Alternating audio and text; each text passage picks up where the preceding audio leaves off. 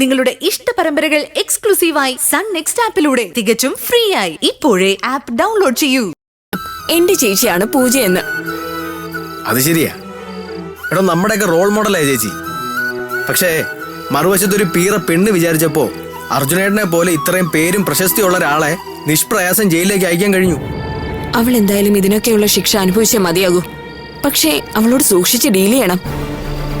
കാര്യം അവള് ഗർഭിണിയാ എന്നൊക്കെയാണ് മെഡിക്കൽ റിപ്പോർട്ടിൽ തെളിഞ്ഞത്. അപ്പൊ അവളുടെ ഗർഭത്തിന്റെ ഉത്തരവാദിയെ കണ്ടുപിടിച്ചു കഴിഞ്ഞാൽ ഈ പ്ലോട്ടിന്റെ യഥാർത്ഥ ഗെയിം പ്ലാൻ നമുക്ക് അറിയാൻ പറ്റൂലേ? അവളെ പോലീസ് ചോദ്യം ചെയ്യുമല്ലോ. കാര്യങ്ങളെല്ലാം കൈവിട്ട് പോകുന്നറിഞ്ഞപ്പോ അവള് കോടതിയിൽ ബോധം കെട്ട് വീണു. അവളെ ഇപ്പോ ഹോസ്പിറ്റലിൽ അഡ്മിറ്റ് ചെയ്തിരിക്കുക. എന്തായാലും ഹോസ്പിറ്റലിൽ അവളെ കൃത്യമായിട്ട് വാച്ച് ചെയ്യണം. ഇതിന്റെ പിന്നിൽ പ്രവർത്തിച്ച ആരാണെങ്കിലും അവരെ നമ്മൾ നിയമത്തിന്റെ മുന്നിൽ കൊണ്ടുവരണം. ഈ ട്രാപ്പിന് പിന്നിൽ നമ്മുടെ ചുറ്റുവട്ടത്തുള്ള ആരോ തന്നെയുണ്ട്. അല്ലെങ്കിൽ കൃത്യമായി ഇങ്ങനെ ഒരു സംഭവം പ്ലാൻ ചെയ്യില്ല.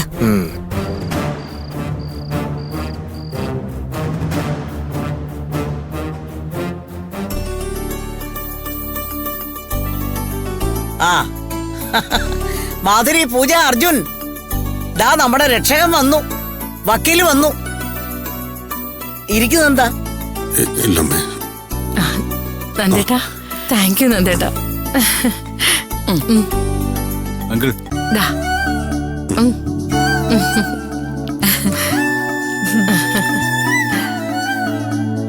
ഞങ്ങള് കോടതിയിൽ വെച്ചിന് സ്നേഹപ്രകടനം നടത്തിയതാ. എന്നാലും ഒരിക്കൽ കൂടി നന്ദേട്ടനോട് ഞങ്ങള് മരണം വരെ കടപ്പെട്ടിരിക്കും. അതെ, എന്റെ ഏട്ടനാ. എന്റെ ഏട്ടൻ മനസ്സ് വെച്ചാ നടക്കാത്തതായിട്ട് ഒന്നുമില്ല. ഓ,